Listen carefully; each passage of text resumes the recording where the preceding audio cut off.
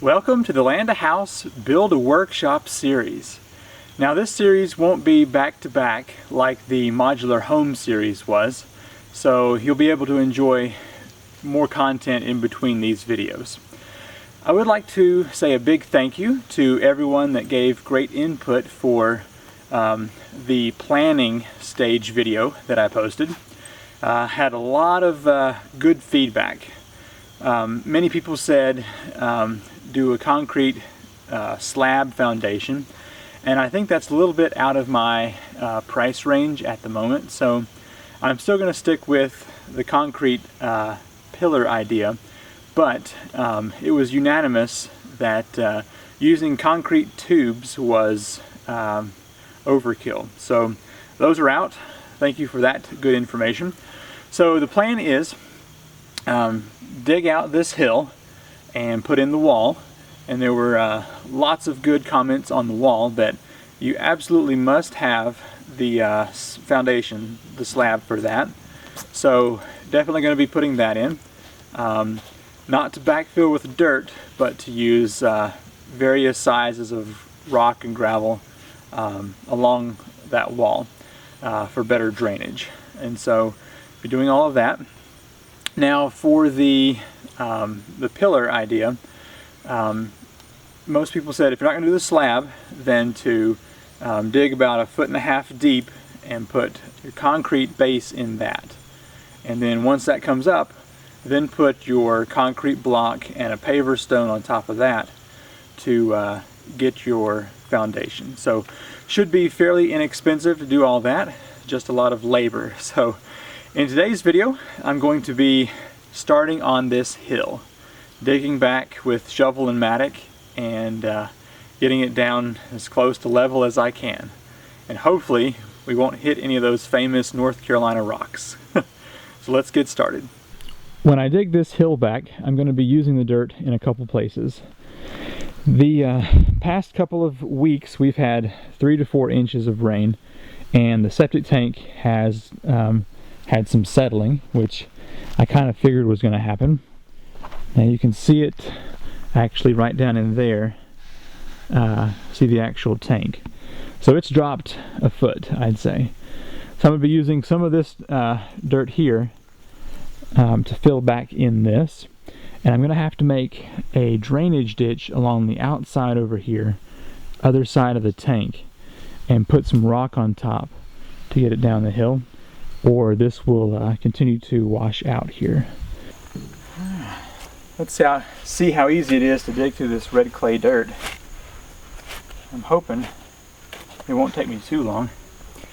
Sadly, whenever my neighbor was helping to pull out stumps from the garden spot over a year ago, he hit my wheelbarrow and caused the handle to break on it. So I'll have to work around that.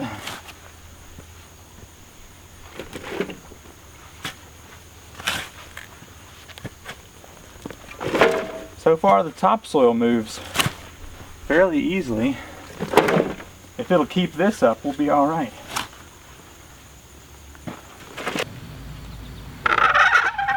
Squeak.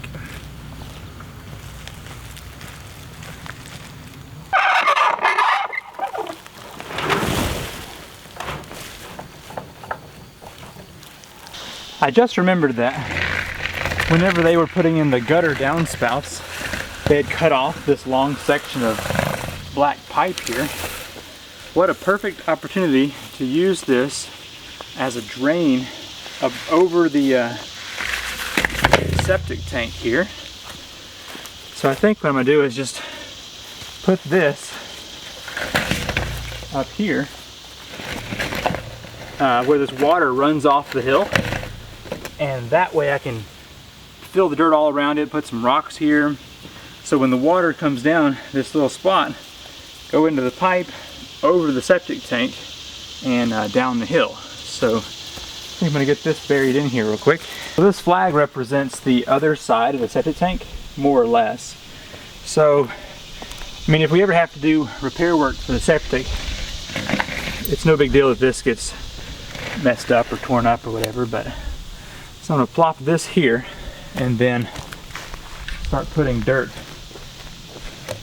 on that. Kind of hold it in place here.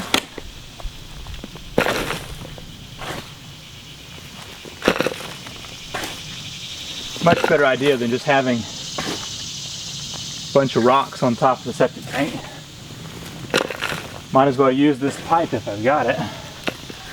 I want to make sure there's no high spots in here.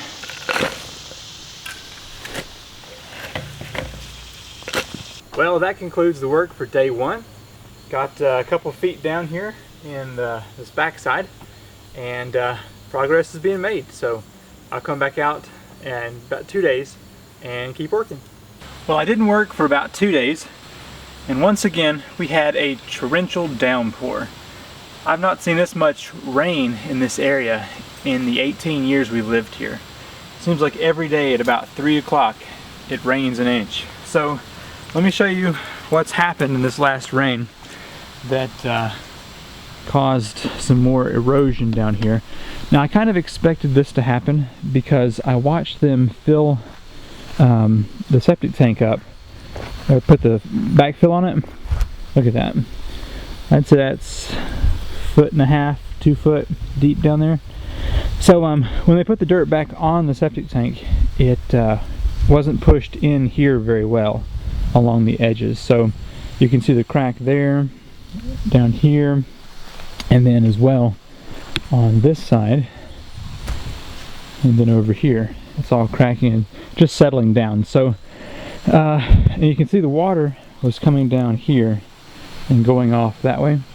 What I would like to do is put a lot of dirt here around this pipe and use some of that riffraff rock that we pulled from the culvert and put that around here to kind of keep this from washing out. I know you didn't sign up for a video talk on erosion around septic tanks, but I guess having a place for the dirt to go from this hill is part of the series on building this workshop.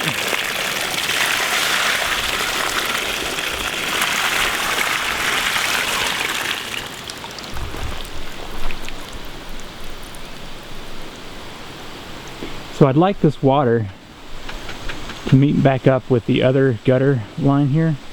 So instead of going over there, meet up with right here. So far I've dug a spot about 10 foot and maybe 3 foot into the hill. So slow progress, but at least it's going somewhere. I'm going to see if I can dig today. It's kind of muddy. But my technique has been use the mattock to break it up and then just shovel it into the wheelbarrow.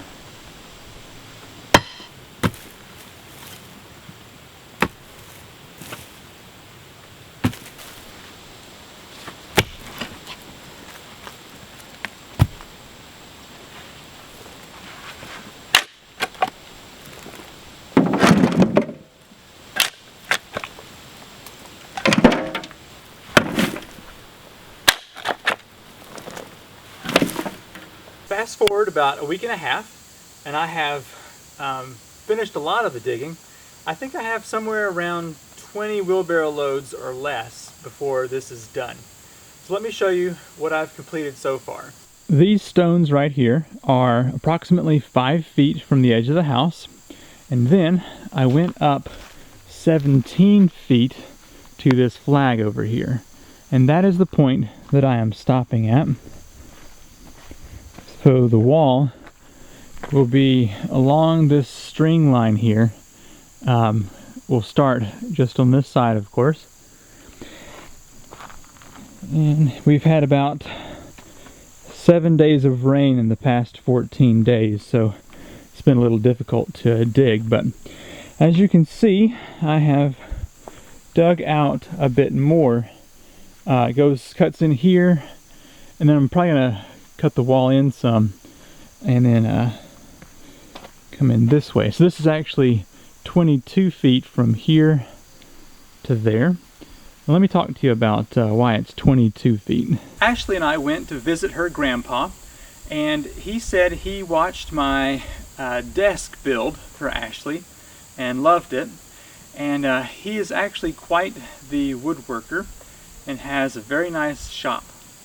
And he said since he is 90 years old, he would like to give me his tools when he passes away.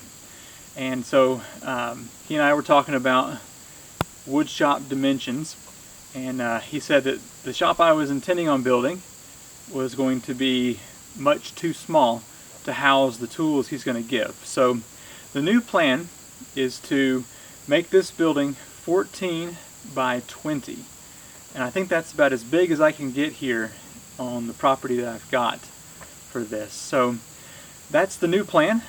So we'll be moving forward with that in mind. Now, like I said a little while ago in this video, that I really appreciate all of the great input that I've gotten. I must have received 15 designs for buildings, and I do appreciate that. So in the next video, I'd like to focus just on the retaining wall and the proper way to do that. And I know there's going to be lots of opinions, and I'm sure they're going to be very valid. So I'd like to just say, I can't build them all.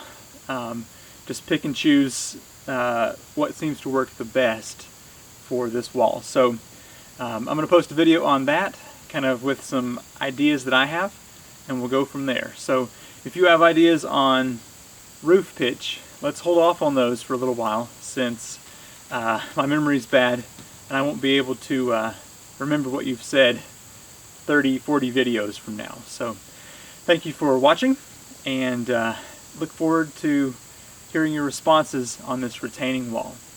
See ya. Bye.